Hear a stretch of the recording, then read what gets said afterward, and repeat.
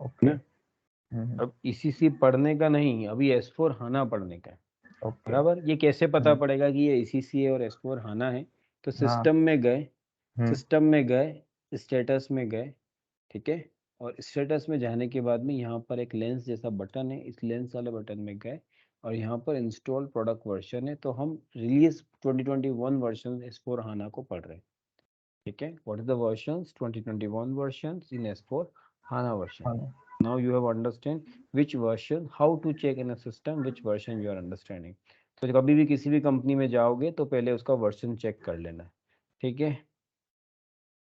नीलेश जी, अपना जो SAP नोवर्जन में इम्प्लीमेंट किया है वो 1909 वर्जन किया है, वो ओल्डर वर्जन है, ठीक है। और अपन 2021 वर्जन्स कर रहे हैं। इन SAP के अंदर जो वर्जन्स होते हैं वो ईयर वाइज चलते हैं, मतलब every year they are updating something, because SAP is a very huge module. अब ह्यूज मॉड्यूल है तो कुछ ना कुछ चेंज करना पड़ता है, तो हर साल ये कुछ चेंज करता है ना, सितंबर मंथ में ये कुछ चेंज करता है। तो अगर कुछ वो ही बोलता है कि 1909 का मतलब क्या हुआ? ये 2019 में रिलीज हुआ, और 09 मतलब सितंबर मंथ में। 1809 का मतलब है ये 2018 में रिलीज हुआ सितंबर मंथ में।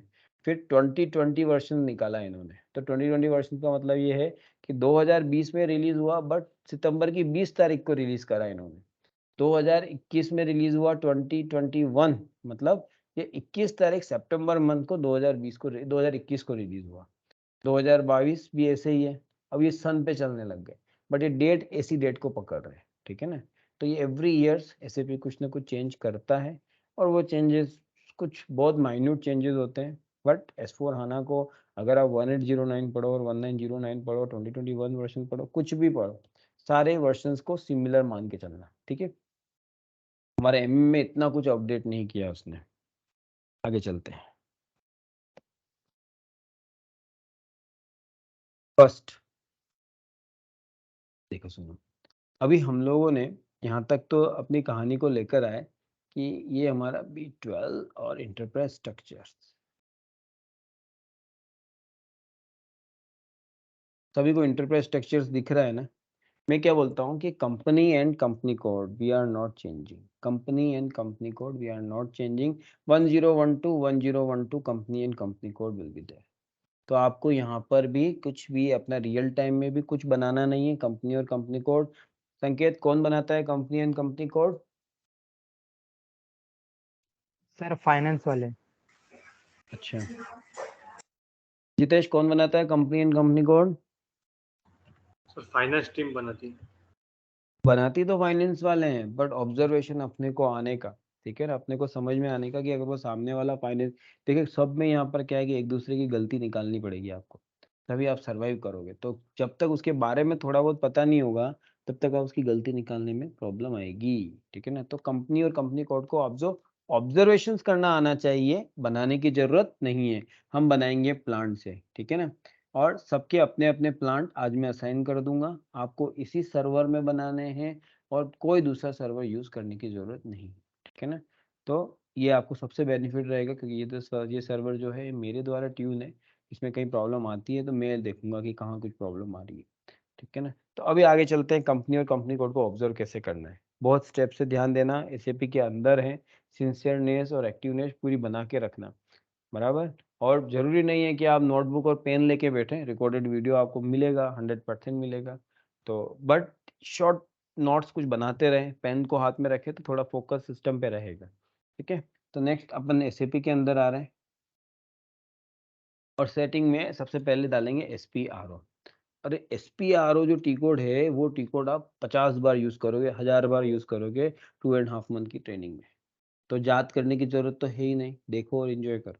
SPRO में गए, फिर IMG जो की है इसमें गए, और इसमें गए इंटरप्राइज स्ट्रक्चर में। देखो, दिमाग में ये चीज मत लाना कि इतने सारे पाथ हम याद कैसे करेंगे, याद करने की जरूरत नहीं है। Don't need to learn any transactional code, any path, nobody's are asking what is the path, what is the T code. Very idiot persons are asking in the interview कि what is the T code, मतलब T code क्या होता है। बहुत ही मतलब बोलते हैं ना, जिनको कुछ पता नहीं है वही कंसल्टेंट से ऐसे टी कोड वी कोड पूछते हैं, और कोई पूछे तो डायरेक्ट उसको झाड़ देना है कि भाई टी कोड मैं गूगल पे देख के कर लेता हूँ, बराबर। तो ज़्यादा उसमें टेंशन लेने की जरूरत नहीं है, कोई नहीं पूछता है T code V code path path, ये सारा हमारा अंडरस्टैंडिंग है। अगर कहीं फंसते भी हैं तो गूगल देव से आप डायरेक्ट डालो the what is the path of the creation of a plant, what is the path of the enterprise structures creation, ऐसा का ऐसा आ जाता है, ठीक है ना। तो टेंशन लेने की जरूरत नहीं, कैसे करें याद क्या करें। हम रेगुलर में तो क्या है कि सर्वर पे काम करता हूँ, ट्रेनिंग दे रहा हूँ आप लोगों को, तो ये पाथ बाय हार्ट मेरे को हो गए। आप भी इतने टाइम तक प्रैक्टिस करते रहेंगे, सारे पाथ बाय हार्ट हो जाएंगे, तो टेंशन नहीं लेनी। तो सबसे पहले गए एसपीआरओ में, आईएमजी में, इंटरप्राइज स्ट्रक्चर्स में और डेफिनेशंस में। किन दो चीजों को देखकर एंजॉय करना है और ऑब्जर्व करना है, company and company code. The first things we are starting in the financial accounting, define company 1012।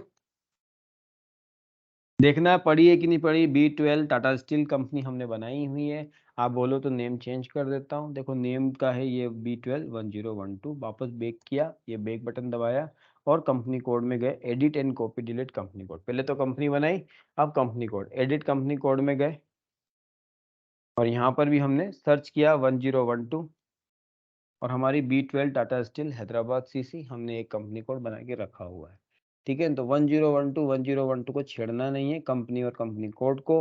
अब हम जा रहे हैं इसको क्लोज करने और नीचे जाएंगे लॉजिस्टिक जनरल, एक छोड़ा दूसरे को पकड़ा, digital sorry logistic general. Logistic general में सबसे पहले डिफाइन वैल्यूएशन लेवल में गए और आपको यहाँ पर एक चेक करना है, रीड करो अपेक्षा, रीड करो क्या लिखा हुआ है। Valuation R is a plant valuation area is a plant, okay. area. Yes, अब sorry. देखो इसमें मिलियन, इस पे ध्यान से सुनना। Valuation area is a plant, valuation level is a company code. अभी कहाँ पर चेक हो रहा है मिलियन? एरिया और कोड पर। प्लांट पे चेक हो रहा है। देखो ये जो गोल टाइप के बटन है, जो राउंडेड बटन है, इनको बटन बोलते हैं, इनको बोलेंगे रेडियो बटन। क्या बोलेंगे? तो कहीं पे भी आपको रेडियो बटन जैसे गोल गोल दिख रहे हैं, आप याद रखना इनको बोलेंगे रेडियो बटन। कहीं पे चेक बॉक्स होंगे, कहीं पे रेडियो बटन होंगे, तो गोल गोल जितने भी है राउंडेड शेप में है, we are calling these are the radio button. So which radio button has check? Valuation area is a plant, valuation area is a plant. अब देखिए मैं आपको बताता हूँ valuation area is a plant क्यों बोल रहा हूँ। मेरा एक प्लांट हैदराबाद में है और ये है ना एसएपी के अंदर सारी ये रियल टाइम सिस्टम, यहाँ तो आपको चेंज करने नहीं दे रहा है, बट एसएपी के रियल टाइम सिस्टम को जब यूज करोगे तो आपको इधर से उधर जाने को और उधर से इधर जाने को करने देगा, टेंशन नहीं लेगा। बट वैल्यूएशन एरिया प्लांट हमेशा ही करेक्ट है। इसका क्वेश्चन अगर इंटरव्यू पूछता है, देखो स्टार्टिंग की जो नोटबुक आप यूज कर रहे हैं अभी, जो बना रहे हैं हार्ड कॉपी, और हार्ड कॉपी में कुछ लिख रहे हैं, तो इनिशियल के 3 पेज छोड़ दे टी कोड के लिए और लास्ट के 3 पेजेस में सारे इंटरव्यू क्वेश्चन डालते जाएं। मेरे इंटरव्यू क्वेश्चन हर टॉपिक के साथ आपके चलते रहेंगे। लास्ट में भी मैं 50-60 क्वेश्चन और बताऊंगा, बट टॉपिक के साथ बताना ज़्यादा आसान रहेगा। तो आप पीछे के 3 पेजों पर, 3 पेजेस पे आप लोग क्या इंटर करेंगे? Interviews question. और आगे के 3 पेजेस पे आप क्या क्या डालेंगे? Transaction code. So valuation area is a plant because of, देखो मेरा एक प्लांट हैदराबाद में, एक प्लांट राजस्थान में, एक प्लांट मेरा महाराष्ट्र में। अब मैं मटेरियल परचेज कर रहा हूँ कहाँ से? महाराष्ट्र वाले वेंडर से। तो महाराष्ट्र वाले वेंडर को मैंने बोला कि भाई मुझे 1 लीटर बॉटल की कॉस्ट बताओ, उसने बोला कि 30 रुपीज़। ठीक है 30 रुपीज़। तो राजस्थान में भी ऑर्डर कर लिया, महाराष्ट्र वाले प्लांट ने भी ऑर्डर कर लिया और हैदराबाद वाले प्लांट ने भी ऑर्डर कर लिया। बट तीनों को उसने जो कॉस्ट प्राइस तो 30 रुपीज़ दी, पर तीनों को जो प्राइस पड़ी वो डिफरेंट पड़ी। बताओ क्यों? कौन आंसर देगा इसका? नहीं सर। समझे मेरी बात? सर वाटर बॉटल की कॉस्ट तो 30 रुपीज़ थी, मतलब उसने बोला कि हमारा वेंडर जो है वो तो महाराष्ट्र का है, तो महाराष्ट्र वाले प्लांट ने भी बोतलें खरीदी और राजस्थान के प्लांट ने भी बोतलें खरीदी और हैदराबाद वाले प्लांट ने भी खरीदी, पर वो 30 रुपीज़ की बोतल तीनों प्लांटों को अलग अलग कॉस्ट में पड़ी। क्यों? सर जीएसटी लगता है। जीएसटी लग रहा है, ट्रांसपोर्टेशन कॉस्ट का प्रॉब्लम आएगा, क्योंकि जो महाराष्ट्र का वेंडर महाराष्ट्र में सेल कर रहा है वो हो सकता है 5 रुपए पर बोतल ट्रांसपोर्टेशन कॉस्ट जोड़ के 35 रुपए पड़ रहा हो। महाराष्ट्र से राजस्थान जाएंगे तो महाराष्ट्र से राजस्थान की दूरी जितनी भी है, अब उस दूरी के हिसाब से उसने जो ट्रांसपोर्टेशन कॉस्ट लगाया तो हो सकती है वो बोतल 40 रुपए की पड़ रही हो। और हैदराबाद तो और दूर है, इन तेलंगाना ऑलमोस्ट 1200-1600 किलोमीटर दूर पड़ रहा है, तो उसकी कॉस्टिंग हो सकती है और भी ज़्यादा पड़े, 45 रुपए पड़ रही हो। तो ये मटेरियल की कॉस्ट जो होती है वो इन्वेंटरी वैल्यू पे इम्पैक्ट करती है। तो ऐसा नहीं बोल सकते हैं कि राजस्थान वाले प्लांट के लिए भी मटेरियल कॉस्ट वही रहेगा, हैदराबाद वाले के लिए भी वही रहेगा और तेलंगाना वाले के लिए भी वही, हैदराबाद राजस्थान वाले के लिए भी वही रहेगा।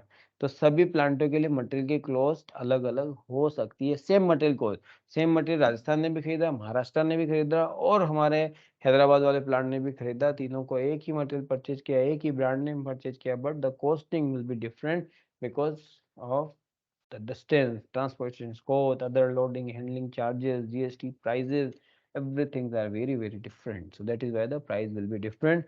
So valuation area is the plant. आपका जहाँ पे मटेरियल का वैल्यू लग रहा है वो प्लांट है। तो कभी कोई बोले वैल्यूएशन एरिया, आप सीधा बोलना प्लांट, कोई बोले प्लांट, फाइनेंस वाले को बोलना वैल्यूएशन एरिया। तो दोनों ही सेम है, दोनों ही सेम है, ठीक है। तो कंफ्यूज नहीं होना है किसमें, वैल्यूएशन एरिया ऑफ प्लांट में। जब तक जिएंगे एमएम के अंदर ये बात ध्यान रखेंगे, valuation area is nothing but a plant, plant is nothing but a valuation area. आगे चलते हैं। तो कुछ करना तो है नहीं, ऑब्जर्व करना है और एंजॉय करना है। अब हम जाएंगे, हमारा काम शुरू होता है यहाँ से, डिफाइन प्लांट। ठीक है, आप लोग प्लांट बनाएंगे अपने रियल टाइम सिस्टम में 0001 को कॉपी करके बनाएंगे, बट यहाँ पर आप मेरे प्लांट को कॉपी करेंगे। कौन से प्लांट को कॉपी करेंगे? 1 मीटर। हाँ करो, अरे मीटिंग में हूँ यार, कॉल करता है ना। चलो, M118 प्लांट को कॉपी कर रहे हैं, ठीक है। इस प्लांट को आपको कैसे कॉपी करना है? देखो एसएपी में एक चीज समझ लेना, कॉपी किया हुआ काम ही करना है। मतलब कोई भी चीज में अपना दिमाग कम से कम लगाना है। जो एसएपी ने स्टैंडर्ड दिया उसको कॉपी कर लेना है रियल टाइम सिस्टम में, और डमी सिस्टम में क्या करना है, मैं जो दे रहा हूँ आपको उसको कॉपी करके बनाना है। तो M118 को कॉपी कैसे करना है? देखो न्यू एंट्री करोगे तो न्यू बनेगा, बट आपको कॉपी कैसे करना है, पहले सेलेक्ट करना है, ये कॉपी बटन है, इसको कॉपी करना है और आपको आपका कोड डालना है। तो डालता हूँ मैं 127 और आप सबको एक प्लांट असाइन हो जाएगा, नो वैल्यू फाउंड M217। और जब कॉपी करते हैं तो सब चीज वही आ जाती है। तो मैं क्या कर रहा हूँ, नाम दे रहा हूँ टाटा स्टील, क्या नाम दो, नागपुर दे दो, सभी लोग महाराष्ट्र के, नागपुर दे देते हैं। दोनों बार नेम दे सकते हैं, ठीक है? Tata steel.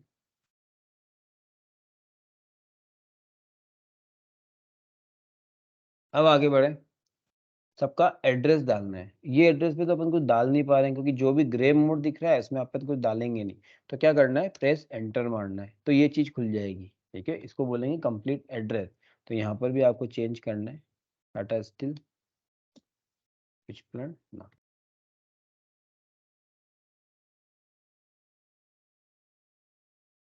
Next, search term Nagpur. अब देखो सर्च टर्म क्या होता है। सर्च टर्म में अगर आपके पास 50 प्लांट है बराबर, तो सर्च टर्म में आप क्या डालोगे, क्योंकि यूजर भी कैसे बात करता है, अरे नागपुर वाले प्लांट में मटेरियल बना कि नहीं बना, वहाँ पहुंचा कि नहीं पहुंचा, अच्छा राजस्थान के जयपुर वाले प्लांट में आया कि नहीं आया। तो सर्च टर्म क्या करेंगे, आपको 50 प्लांट है, आप केवल उसको किस वे से उसको प्रोनाउंस करोगे, मतलब यूजर उसको किस तरीके से उसको उसको फाइंड करे कि उसको जल्दी से जल्दी मिल जाए। तो नागपुर है तो नागपुर में हो सकता है टाटा का एक ही प्लांट हो, ठीक है ना, 2 प्लांट तो होंगे नहीं, इतने बड़े प्लांट बनते हैं। तो राजस्थान टाटा का नागपुर प्लांट, तो नागपुर डाला।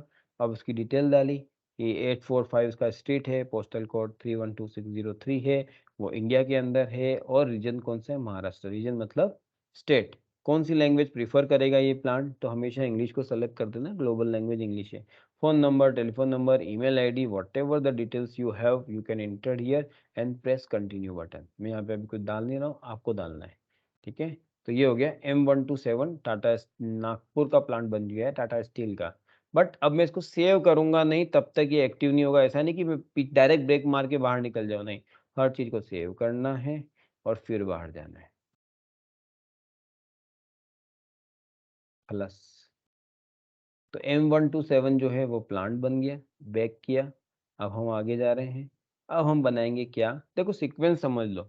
एसएपी को समझना बहुत आसान है, ऐसे समझोगे तो बहुत टफ लगेगा। कि सबसे पहले मैंने कंपनी कोड को ऑब्जर्व किया, प्लांट बनाया, अब स्टोर बनाऊंगा, परचेज ऑर्गेनाइजेशन बनाऊंगा और काम मेरा खत्म हो जाएगा। देखो एक बार रिपीट करेंगे, कौन रिपीट करेगा, तो संकेत, संकेत छोड़ो, मिलिंद तुम रिपीट करोगे। मिलिंद सबसे पहले क्या बनाएंगे, कंपनी, फिर कंपनी कोड, कंपनी कोड बनाएंगे उसके बाद नहीं, इसको देखेंगे और ऑब्जर्व करेंगे, ठीक है संकेत। फिर उसके बाद क्या करेंगे? सर प्लान बनाएंगे, फिर स्टोर देखेंगे, फिर परचेस ऑर्डर देखेंगे। Purchase order, sorry, purchase organization. बराबर। टर्म गलत पड़ गई ना तो परेशान हो जाएगा, क्योंकि हर जगह कुछ ना कुछ यूज हो जाता है। जितेश, प्रोसेस बोलो फटाफट सीक्वेंस के साथ, क्या क्या करेंगे? सर कंपनी कोड और बाद में परचेस परचेज क्या? Purchase order. Purchase order wrong wrong wrong. सब करेक्ट कौन करेगा? करेक्ट करो इनको, संकेत करेक्ट करो। Purchase organization. हाँ अभी बोलो जितेश, करेक्ट बोलो, पूरा सीक्वेंस से बोलो। परचेस ऑर्गेनाइजेशन, कंपनी कोड और परचेस ऑर्गेनाइजेशन। नहीं, पूरा शुरू से एंड तक बोलो, ऐसे भागा भागी नहीं। कंपनी कोड और परचेस ऑर्गेनाइजेशन। नहीं, रॉन्ग। अपेक्षा करेक्ट करो जितेश को। पहले कंपनी और कंपनी कोड ऑब्जर्व करना है, फिर प्लांट बनाना है, फिर स्टोर, और उसके बाद परचेज ऑर्गेनाइजेशन, और फिर फिनिश हो जाएगा। करेक्ट करो जितेश, बोलो अब सही करो। कंपनी और कंपनी कोड को हम ऑब्जर्वेशन करेंगे, बाद में प्लांट, स्टोरेज और परचेस ऑर्गेनाइजेशन क्या करेंगे? ये बनाएंगे, ठीक है। कौन बच गया? अविनाश बच गया। अविनाश रिपीट करो। सर पहले कंपनी कोड को ऑब्जर्व करेंगे, उसके बाद प्लांट, स्टोर और परचेस ऑर्गेनाइजेशन बन। कौन सा प्लांट अभी बनाया है मैंने अविनाश? टाटा 1012 127 M127 मैंने बनाया है अभी, 27 नागपुर का। नागपुर का।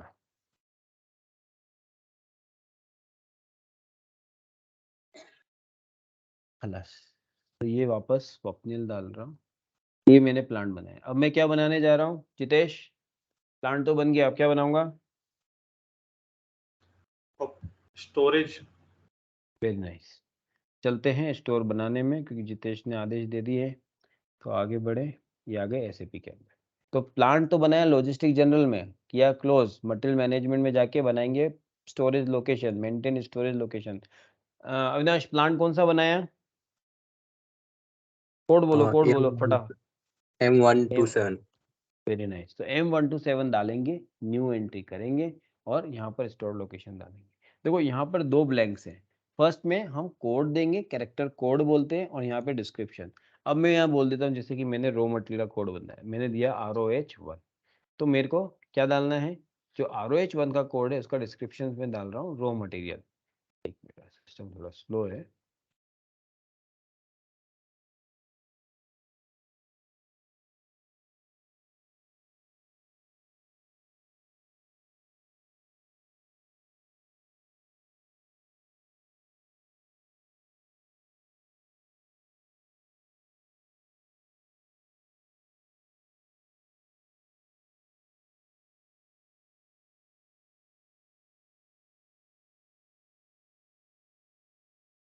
जब तक ये शेप दिखता रहेगा ना, तब तक सिस्टम कभी कभी बहुत स्लो हो जाता है। नाइट का टाइम है इसलिए स्लो हो गया शायद। ROH1 ज़्यादा देर लग जाए तो इस पे क्लोज करना और यहाँ पे क्लोज मार देना। काफ़ी वेट करना कब तक क्लोज हो रहा है। कभी कभी इंटरनेट की स्पीड भी होती है, कभी कभी सर्वर का भी इशू होता है, बहुत सारे इशू एक साथ फंसते हैं, तभी ऐसा होता है। स्टॉप ट्रांजेक्शन्स करने का या फिर क्लोज करने का, ऐसे कुछ भी कर सकते हैं, कुछ हो नहीं रहा है।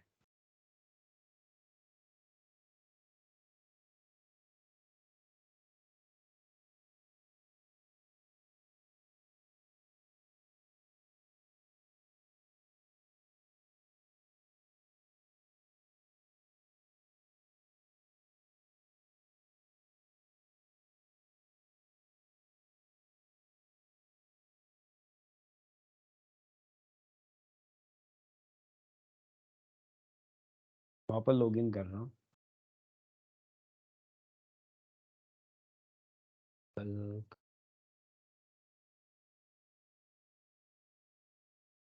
स्पीड स्लो हो रही है।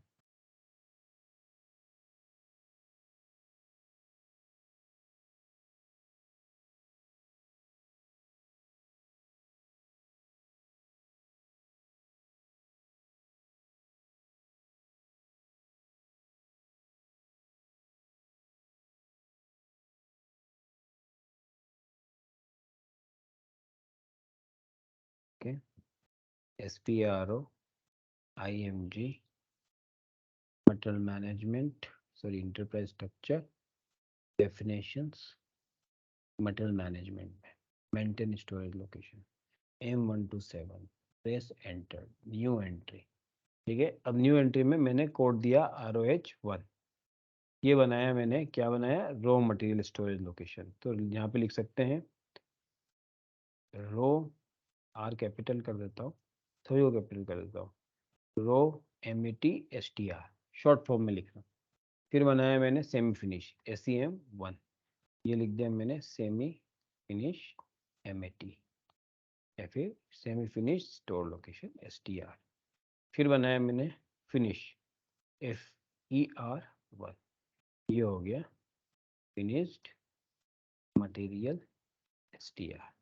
सेव किया, तो कहाँ से सेव करेंगे, ये सेव बटन है, ये स्टोर लोकेशन बन गए। बैक किया, स्टोर लोकेशन बनाने के बाद में जितेश क्या कर रहे हैं, नेक्स्ट स्टोर लोकेशन बन गया, रो सेमी फिनिश, परचेस अब organization. Very nice, purchase organization बनाएंगे। सबको बोल दिया, सबके अपने अपने परचेज ऑर्गेनाइजेशन मैं भी असाइन कर दूंगा और आपको बनाने पड़ेंगे। बराबर, ये गए, कहाँ थे अपन, SAP के अंदर वापस जा रहे हैं। कभी भी स्क्रीन के साथ कंफ्यूज नहीं होना, हर स्क्रीन के अंदर अपना एक डिस्क्रिप्शन होगा, वो मैं भी आपको बता देता हूँ। तो ये पेज बहुत कंफ्यूज कर रहे हैं मेरे को भी।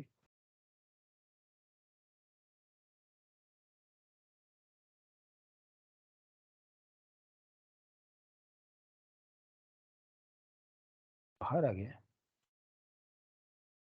नहीं बाहर नहीं है, ये रहा। तो अभी मैं वापस उसी SPRO की सेटिंग से अंदर हूँ, कंफ्यूज नहीं होना, वापस चलते हैं। SPRO बात बोलेंगे सभी, IMG के बाद में इंटरप्राइज स्ट्रक्चर, इंटरप्राइज स्ट्रक्चर के बाद डेफिनेशन, डेफिनेशन के बाद फाइनेंशियल हो गया, लॉजिस्टिक जनरल हो गया, मटेरियल मैनेजमेंट, मटेरियल मैनेजमेंट के बाद में परचेज ऑर्गेनाइजेशन। ये परचेज ऑर्गेनाइजेशन, कौन सा परचेज ऑर्गेनाइजेशन बनाऊं, मैं M27 के नीचे बना देता हूँ S005। देखो, इसके लिए कुछ कॉपी करने की जरूरत नहीं है, न्यू एंट्री किया, S005 किया और डाल दिया B12 N। अंडरस्टैंडिंग के लिए ये न्यू परचेज ऑर्गेनाइजेशन बना रहा हूँ, इसलिए परचेज ऑर्गेनाइजेशन। मनोज 10 मिनट में कॉल करता है ना, थोड़ा बाहर आया हूँ मैं।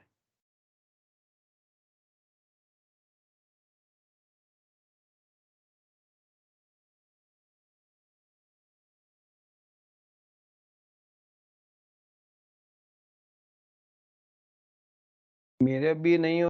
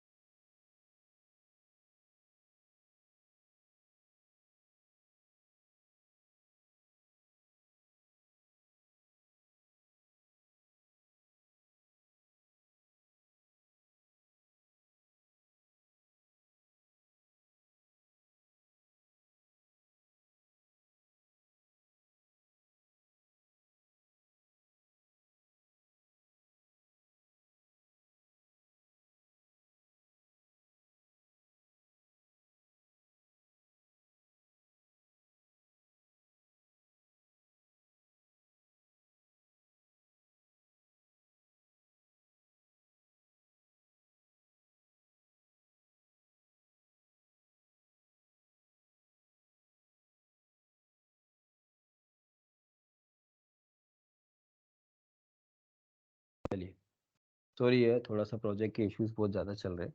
तो S005 B12 N purchase organisation अपन ने डाला, बराबर, और इसको सेव किया। हमेशा ये पॉपअप आएगा, इसको क्या बोलते हैं, पॉपअप। पॉपअप तो अपने को छोटा सा कोई भी अगर स्क्रीन पे कुछ दिखता है, इसको बोलते हैं पॉपअप। ठीक है ना, आप टर्म्स ध्यान रखो, क्योंकि क्या होगा कि हम 5 साल का एक्सपीरियंस तो लगाएंगे, हमें टर्म्स नहीं पता होगा तो कोई भी हमें पकड़ लेगा। तो ध्यान से मैं जो बोल रहा हूँ वो शब्द वैसे के वैसे ही आपको यूज करने हैं, अपनी ट्रेनिंग में अपने जब आप किसी के पास जाते हैं इंटरव्यू देते हो तो ये सब चीज़ें वर्ड्स यूज़ करते हैं तो साफ पता पड़ेगा नहीं ये बंदा बहुत एक्सपीरियंस गया है। तो S005 B12 and purchase organizations we have created, now we are going the back. ठीक है, तो कौन अनम्यूट करेगा? अपेक्षा अनम्यूट करो फटाफट, बहुत फास्ट करो काम। देखो अभी हम लोगों का क्वेश्चन अभी क्या क्या कर चुके हैं, फटाफट एक बार एक्सप्लेन करो मेरे को। कंपनी कोड ऑब्जर्व किया, उसके बाद प्लांट बनाया M127, फिर स्टोर में गए, फिर रॉ सेमी फिनिश वो कंप्लीट किया, फिर परचेज ऑर्गेनाइजेशन किया। Very nice. देखो अब अपन ने क्या किया कि सब फैमिली मेंबर्स तो बना दिए भाई, कंपनी कोड को ऑब्जर्व करके एंजॉय भी कर लिया, प्लांट भी बना दिया, स्टोर भी बना दिया और परचेज ऑर्गेनाइजेशंस भी बना दिया। अब सबको सबके साथ में करना है भाई। हो सकता है ना कि कंपनी तो हो सकती है, कंपनी कोड बहुत सारे हैं। अब जैसे कि मैंने तो अभी यहाँ 1012 भी बना रखा है, अब हो सकता है किसी ने 1014 भी बनाया हो, 1015 भी बनाया हो, पर हमें कैसे पता पड़ेगा जो M127 है वो किससे लिंक करता है? 1012 से करता है, 104 से करता है, 1015 से करता है। तो सबके क्या करने, रिलेशनशिप बनाने हैं। जैसे फादर का मदर के साथ, मदर का सन के साथ होता है, वैसा ही अपन को अपने सबके रिलेशनशिप कनेक्ट करने हैं। इसको अपन क्या बोलेंगे अपनी एसएपी टर्म्स में? असाइनमेंट। ठीक है, क्या बोलेंगे? असाइनमेंट। तो अब हम आगे बढ़ेंगे असाइनमेंट पार्ट में। ठीक है, प्रोसेस बहुत सिंपल है, बहुत ईजी है, 5 मिनट में खत्म हो जाएगा, तो ध्यान रखना। तो सबसे पहले रीड करेंगे, कौन? जितेश, रीड करो ये चीजें। इंटरप्राइज स्ट्रक्चर्स के अंदर इसको बोलते हैं ड्रॉप डाउन। तो इस ड्रॉप डाउन में क्या क्या चीजें हैं, रीड करो इसको। डेफिनेशन है, असाइनमेंट है और एक कंसिस्टेंसी चेक है। हाँ, कंसिस्टेंसी चेक। अब इसको Check. रीड करने की आवश्यकता नहीं है, इग्नोर करना है इसको। देखो मैंने एसएपी का जब हम अंदर आए थे तब पहले क्लियर बोल दिया था कि एसएपी के अंदर मैं जितना बता रहा हूँ उतना ही समझना है, क्योंकि ये सभी के लिए है। एमएम के लिए भी यही स्क्रीन है, एफएफ के एफआई के लिए भी यही स्क्रीन है, एचडी वालों के लिए भी यही स्क्रीन है। जितने भी एसएपी ने अब तक के मॉड्यूल लॉन्च किए सबकी स्क्रीन यही है। ज्यादा नहीं, जैसे अपन मोबाइल में करते हैं ना, उसको भी दबा दिया, इसको भी दबा दिया, वो चेक किया, वो चेक किया, ऐसा एसएपी के अंदर आप नहीं करेंगे। एसीपी इज अ ओशियन, इसको इसमें अगर अंदर घुस गए तो ऊपर नहीं निकल पाओगे। तो जितना मैं बता रहा हूँ एक बार उसको कंठस्थ कर लो, उसके बाद में आपको जहाँ एक्सप्लोर करना है वैसे करना है, वैसे करना। बराबर, रुकावट नहीं है। मैं ऐसा नहीं बोल रहा हूँ कि नहीं तुम्हें मैं जो बता रहा हूँ वही सही है, नहीं। आपको एक बार मैंने जितना बताया उतना आपको करना है। उसके बाद आपके पास कैपेसिटी और टाइम बचता है तो आप आगे बढ़ें और एक्सप्लोर करें, पूरा गूगल आपका है। तो असाइनमेंट पार्ट के अंदर गए और फाइनेंशियल अकाउंटिंग का काम क्या करना है आपको?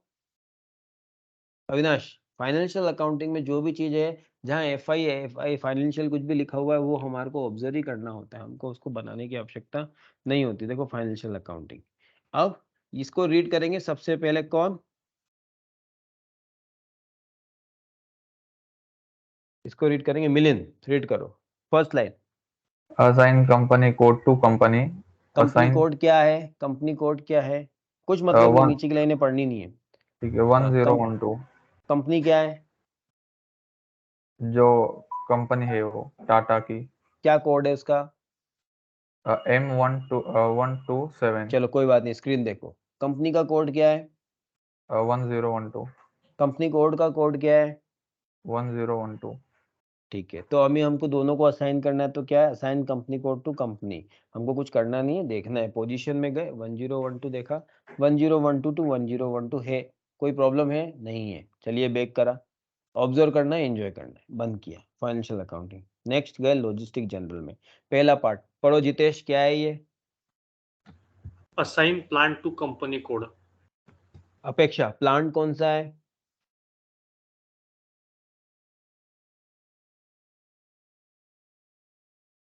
प्लांट कौन सा है? प्लांट का कोड क्या है? स्क्रीन देख लो, बताओ प्लांट का कोड क्या है? अपेक्षा, M127। हाँ जागते रहो, है ना, मालूम है नाइट हो गया, पर जागते रहो। ठीक है, प्लांट। जितेश, कंपनी कोड कौन सा है? कंपनी कोड का कोड क्या है? स्क्रीन देख लो। 1012। तो ये असाइनमेंट किसको करा रहा है? प्लांट टू कंपनी कोड को। ठीक है, तो अभी संकेत, हमारा प्लांट और कंपनी कोड तो अपेक्षा ने भी बता दिया, कंपनी कोड हमारे जितेश ने बता दिया। तो बताओ प्लांट और कंपनी कोड का क्या है, क्या क्या मतलब क्या लिंक करेंगे? Assign plant to company code मतलब कैसे लिंक होगा इसमें? पहला क्या आएगा, दूसरा क्या आएगा? सर पहले कंपनी नाम डालना पड़ेगा, उसका कोड, हाँ हाँ, फिर उसका ये डालना पड़ेगा। क्या डालना पड़ेगा? अविनाश सर संकेत को एक करेक्ट मिनट। करो, संकेत को करेक्ट करो। सर पहले कंपनी कोड डालेंगे, उसके बाद असाइन करना है वो प्लांट का कोड आएगा M127। ठीक है, बढ़िया, समझ में आएंगे। क्लोज किया। अब देखो, हमेशा पोजीशन में जाके सर्च करना। प्लांट अपना M127 देखो है या नहीं, नहीं है तो न्यू एंट्री करना है। सबसे पहले कंपनी कोड है तो 1012 और प्लांट कौन सा है, M127 इंटर किया और सेव कर दिया। डिटेल सब अपनी कहाँ से आ जाएगी, हमने इसको क्रिएट कर रखा। 2 बार कंटिन्यू किया, प्रेस बैक किया, प्रेस अगेन बैक किया, वापस जहाँ आए वहीं आ गए, क्लोज किया, मटेरियल मैनेजमेंट में गए। पहली लाइन रीड करेगा, कौन करेगा? मिलिन रीड करो। Assign purchasing organization to company code. Screen पे आ जाओ, बताओ परचेज ऑर्गेनाइजेशन कौन सा है इसमें? मिलियन ही बताएगा। S005 और क्या बोल रहा है, दूसरी चीज क्या असाइन कर रहा है? कंपनी कोड कंपनी कोड क्या है, स्क्रीन देख लो, आराम से बोलो। 1012 12, वेरी नाइस। चलो अंदर गए, चेक किया परचेज ऑर्गेनाइजेशन, पहले पोजीशन में जाके चेक कर लिया, अगर है या नहीं देख लेते। 1012 परचेज ऑर्गेनाइजेशन तो है नहीं अपना, सॉरी परचेज ऑर्गेनाइजेशन क्या है, S005 005। तो ये राइज 005। कंपनी कोड कौन सा असाइन करूं मिलिन? 1012 1012। प्रेस एंटर किया, सेव किया, क्लिक कंटिन्यू किया, खलास। ठीक है, तो आपका ये असाइनमेंट हो गया। सेकंड लाइन रीड करो, अपेक्षा क्या है? Assign purchasing organization to plant. ठीक है, परचेज ऑर्गेनाइजेशन क्या है? S005। प्लांट कौन सा है? M127। Very nice. So assign purchase organisation. Jitesh, मैं अंदर जा रहा हूँ, अब पहले पोजीशन पे परचेज ऑर्गेनाइजेशन डालूंगा S005। देखो है ही नहीं, नहीं है तो न्यू एंट्री किया S005 और प्लांट कौन सा असाइन करूं जितेश?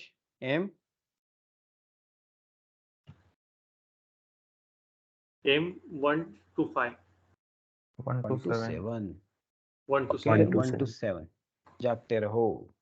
127 नेक्स्ट, प्रेस किया बैक बटन, बैक बटन ना। Standard purchase organisation to plant, अब ये मैंने नहीं बताया, अभी आपको बताता हूँ।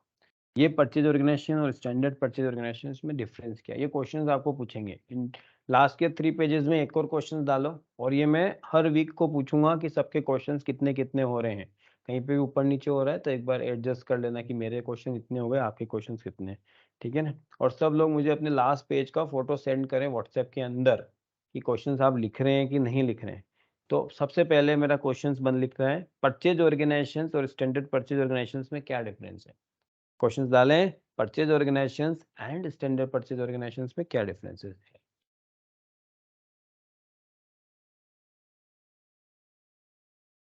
क्वेश्चंस का आंसर ये होगा कि जो मैं आपको डेमो में बता रहा था ना, कि ये डेमो में आपको मैं क्या बता रहा था एक दिन, कि जो अपन स्पेशल टाइप ऑफ प्रोक्योरमेंट पढ़ेंगे, सब contracting, pipeline, consignment, blanket, that is the 4 topics. इसके लिए लगता है स्टैंडर्ड परचेज ऑर्गेनाइजेशन, बराबर। तो हमें एक और परचेज ऑर्गेनाइजेशन बनाना पड़ेगा जिसको बोलते हैं स्टैंडर्ड। और स्टैंडर्ड परचेज ऑर्गेनाइजेशन का यूज क्या है? देखो, normal purchase organization that is the normal purchase organization assign with the plant in company code, but the standard purchase organization using for special type of procurement, that is nothing but a subcontracting procedure, pipeline procedure, consignment procedure and blanket procurement। तो ये यहाँ use होता है, but आप ध्यान रखना, बड़ा smartly game खेलना। स्टैंडर्ड परचेज ऑर्गेनाइजेशन भी आप कौन सा बना देंगे, आपको कुछ नहीं करना है, जो आपने S005 बना के रखा हुआ है यहाँ पर S005, 1 मिनट, आपका प्लांट कौन सा है, M127 है, और यहाँ पर M127 के अंदर आप S005 डाल दोगे और इसको डाल के सेव कर दोगे। तो सिस्टम क्या समझेगा कि जो नॉर्मल परचेज ऑर्गेनाइजेशन है ना, वही स्टैंडर्ड परचेज ऑर्गेनाइजेशन, तो अलग से बनाने की जरूरत नहीं है। Standard purchase organizations and normal purchase organizations we can treat as the same, but standard purchase organization using for a special type of procurement like a subcontracting process, pipeline, consignment and the blanket procurement. I will explain later everything bit by bit, step by step I will explain you. तो समझ में आ गया, आपका enterprise structure बहुत easily खत्म हो गया। चलिए थोड़ा सा समराइज करते हैं अपनी चीजों को, नया है तो समराइज करने की जरूरत है। तो हमने दो ही फंडों को यूज किया एसपीआरओ सेटिंग के अंदर, इसको दो, कल की क्लासेस में सारा रिपीटेड होगा आपके लिए। एसपीआरओ के अंदर डेफिनेशन और असाइनमेंट के अलावा हमने कुछ यूज किया नहीं। डेफिनेशंस के अंदर गए, फाइनेंशियल अकाउंटिंग आते ही हमारे दिमाग में आना है कि ऑब्जर्व करना है, एंजॉय करना है, बाहर आके मजे करना है। तो डिफाइन कंपनी करा, 1012 करा, कोई भी बंदा इसको छेड़ेगा नहीं, ये फाइनेंस की सेटिंग है तो गलती से भी छेड़े नहीं। तो 1012 कंपनी है और कंपनी कोड के लिए एक छोड़ के दूसरे में जाना है, दूसरे को क्लिक करना है, पोजीशन में जाना है, 1012 को देखना है, एंजॉय करना है, बराबर है सब कुछ, बराबर नहीं भी है तो भी अपने मतलब नहीं है, पर होना चाहिए जो फाइनेंस वाले ने बोला है। उसके बाद में लॉजिस्टिक जनरल में गए, डिफाइन वैल्यूएशन लेवल को ऑब्जर्व किया, हमेशा valuation area is a plant होना चाहिए, एक्सप्लेनेशन में दे चुका हूँ, वीडियो में रीडियो रिकॉर्डिंग देखेंगे। उसके बाद में अब प्लांट में गए, डिफाइन प्लांट में गए और अपने प्लांट को चेक किया। मैंने प्लांट बनाया M127, इंटर मारा, प्लांट है, प्लांट के अंदर गए, इस डिटेल टैब में गए, सारी डिटेल्स बराबर है या नहीं, और यहाँ पे देखो एड्रेस बटन है, इसकी डीप में सारी डिटेल्स बराबर है। कुछ चेंज करना है 845 से 845 करना है, इंटर करना है, सेव करना है, तो अमेंडमेंट भी कर सकते हो। अमेंडमेंट का मतलब होता है चेंज, अमेंडमेंट चेंज एक ही वर्ड होता है, ठीक है ना, ये नॉर्मल इंग्लिश है। तो अमेंडमेंट अगर मैं बोलता हूँ तो कंफ्यूज नहीं होना, change change change change change change is nothing but amendment amendment amendment. Take किया, आगे बढ़े। सीक्वेंस क्या फॉलो किया, सीक्वेंस फॉलो किया हमने इंटरप्राइज स्ट्रक्चर्स के अंदर, कंपनी कोड को देखा, प्लांट देख चुके हैं, अब जा रहे हैं स्टोर देखने। तो बैक किया, क्लोज किया, बैक किया, खचाखच, सॉरी ज़्यादा बैक हो गया, आईएमजी गए, इंटरप्राइज स्ट्रक्चर्स में गए, सही डेफिनेशन में गए और मटेरियल मैनेजमेंट में। तो पहले तो फाइनेंस देखा, एक छोड़ा, लॉजिस्टिक अंदर देखा, दो छोड़ा, तीन को देखा, ये देखो मटेरियल मैनेजमेंट, ठीक है। बहुत आराम से मेरे वीडियो को देखना, ठीक है। उसके बाद प्रैक्टिस में गुजरो, मटेरियल मैनेजमेंट में जाएंगे। कभी कभी स्पीड स्लो हो सकती है तो थोड़ा सा वेयर करना पड़ेगा, ये सारे सर्वरों के साथ में दिक्कत है, ठीक है ना। तो कभी कभी स्पीड स्लो होती है, ये रिमोट डेस्कटॉप है। स्टोर लोकेशन में गए, M217 तुम्हारा प्लांट तुम डालोगे, FER1, ROH1, SME1, ये सारे हमने स्टोर लोकेशन बनाए, बना के सेव किए, बाहर निकले खटाखट। परचेज ऑर्गेनाइजेशन, क्या परचेज ऑर्गेनाइजेशन बनाया जितेश?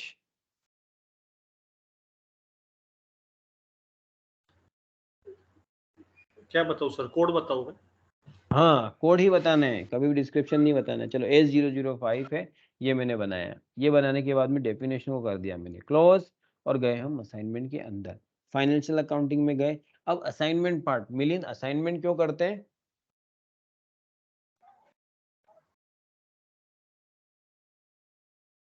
मिलिंद, हाँ अविनाश, चलो मिलिंद आंसर दे रहा है, ठीक है ठीक है, बोलो मिलिंद।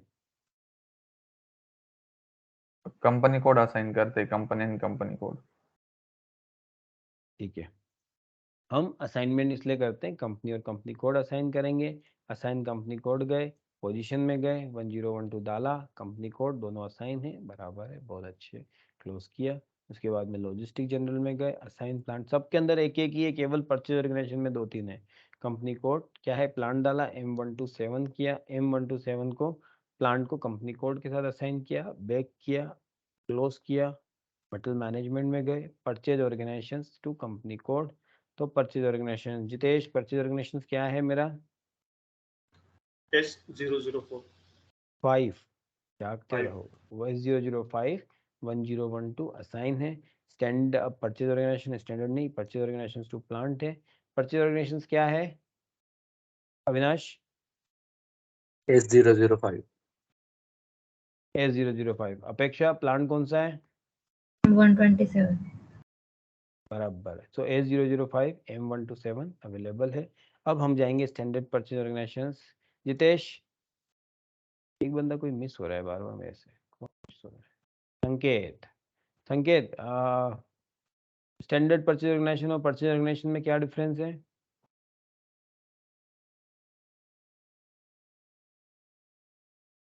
स्टैंडर्ड परचेज ऑर्गेनाइजेशन और परचेज ऑर्गेनाइजेशन में संकेत क्या डिफरेंस है? Sanket, we are speaking in Hindi, you should give a answer in Hindi, English और बोथ लैंग्वेज है, बट बोलना है।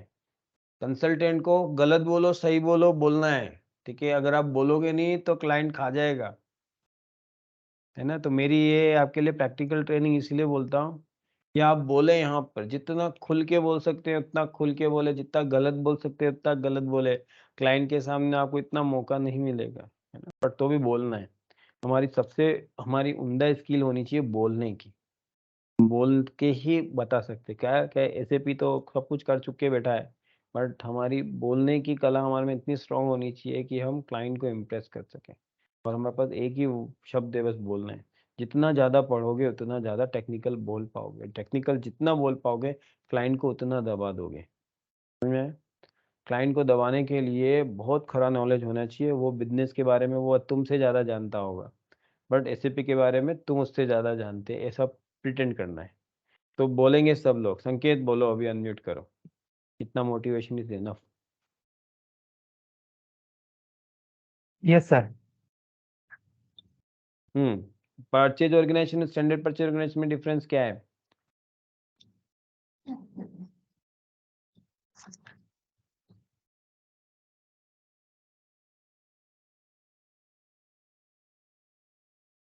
चलो कोई बात नहीं, आगे। Apeksha, purchase organization standard purchase organization में क्या डिफरेंस है? सर परचेज ऑर्गेनाइजेशन मतलब नॉर्मल परचेज ऑर्गेनाइजेशन जो होता है, और स्टैंडर्ड मतलब जो using for special type of procurement. Procurement. Very nice, very good.